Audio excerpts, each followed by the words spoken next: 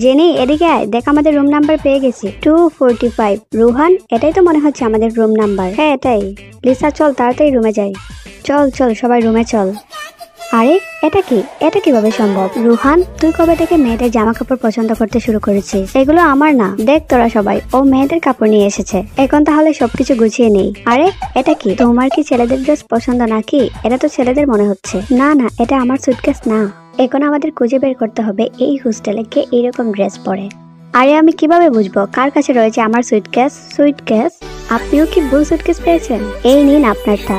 Sorry, ওই দিন তাড়াহুড়া ছিল তাই খেয়াল করি নাই। না না সমস্যা নাই, আমি যাই তাহলে। ক্লাস এখানেই শেষ। জেনি ঘুরতে যাবে? হ্যাঁ চলো। সুন্দর করে পোজ দাও। দাঁড়াও তোমার একটা ভিডিও করে দেই। এত সেজে কোথায় যাচ্ছি সেটা তোকে বলতে হবে নাকি? ভয় পাচ্ছিস কেন?